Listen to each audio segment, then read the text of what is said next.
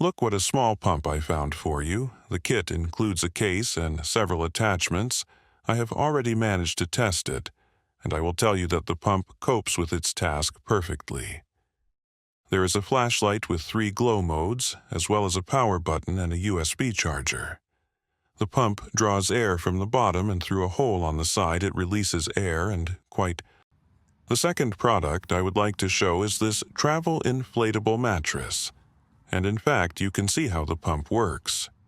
The mattress weighs 500 grams and fits in a backpack.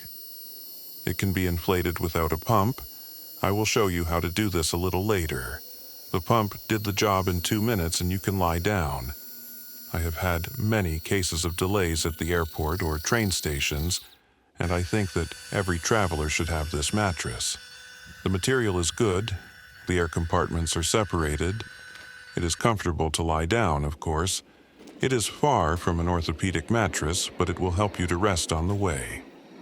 This is how you can fill it without an air pump with reciprocating movements. The third product is worth your attention because it is a leather wallet and card holder. Very nice leather and compact. There are compartments for cards inside and outside. There is a place for air tags. It looks really expensive, although it does not cost that much. The disadvantages that I found are that if you have a lot of cash, it will be difficult to close it. The next product is an umbrella. In the pictures looked very good, but when received, the umbrella does not look good. The material looks cheap, but the most important thing is that it copes with its task. There is a button on the handle that opens and closes the umbrella again.